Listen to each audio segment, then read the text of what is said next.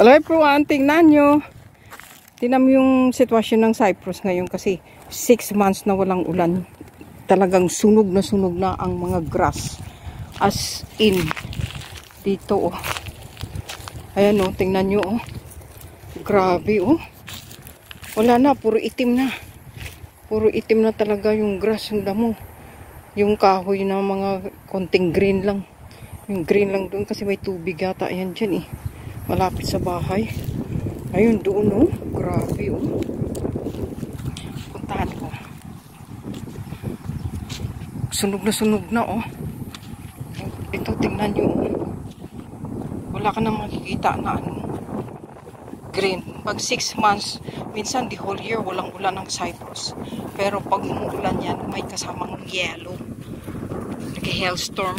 Tapos delikado din. Kaya yung mga bubong nila dito, mga matitibay eh. Kasi umuulan ng snow eh. Malalaki pa naman. Ayun oh, sunog na sunog oh. Nakakatakot naman. Isang tapon na ng sigarilyo.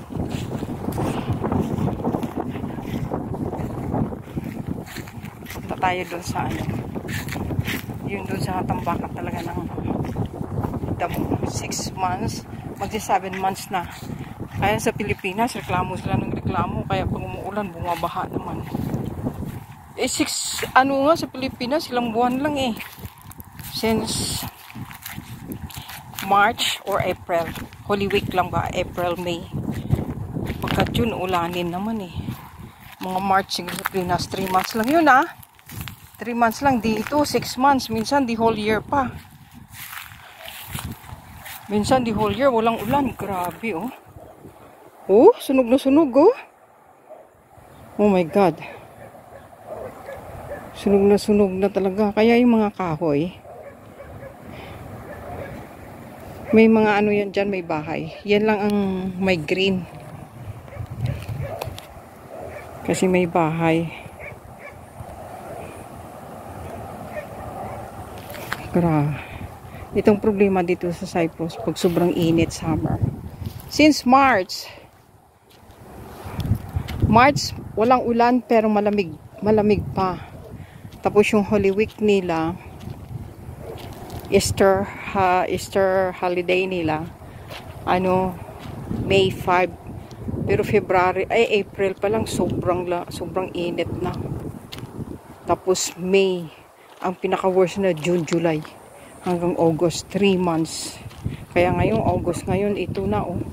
Last month medyo okay pa. July talaga sobrang init.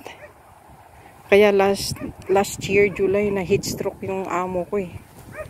Na hindi nakayanan yung sobrang init.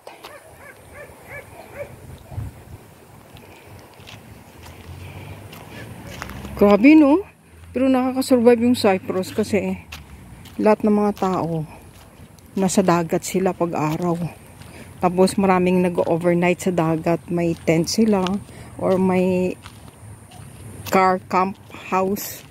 Yung parang ano siya, metal house. Maraming pinapatong lang doon sa dagat. Kaya mga family nag-overnight sila sa ano, sa dagat. Ito oh, isang tapon lang to ng ano, sigarilyo. Grabe. Ngayong last year tsaka ngayong taon walang ano eh, grass fire. Pero mga few years may grass fire dito kasi may nagtitake a walk kasi dito eh ng mga aso. Tapos naninigarilyo. Kaya nagkaroon ng grass fire dito nung 2 years ago. Pero sa Pilipinas hindi ganito katindi.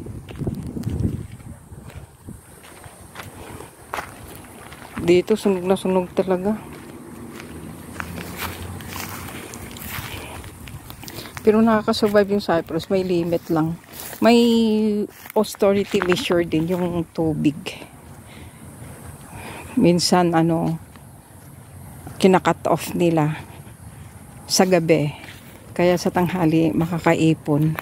Kailangan itipid-tipirin rin kasi pag may cut off sa gabi, the whole night na walang tubig. Kailangan may pundo sa tangki. Kaya Kaya yung mga iba nasa dagat naliligo.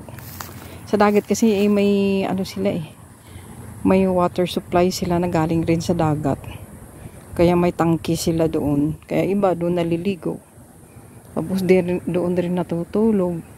Tapos kakain sa labas para hindi na magano. Hindi na sila luto para maiwas na yung gas sa tubig. Hirap din dito. Sa tubig sila. Pag summer may austerity measure talaga sila sa water.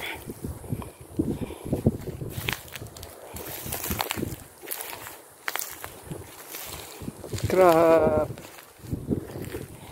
Saan pa to uulan? By I think November. Yes, November or December. Nag-hail. December yata may hailstorm na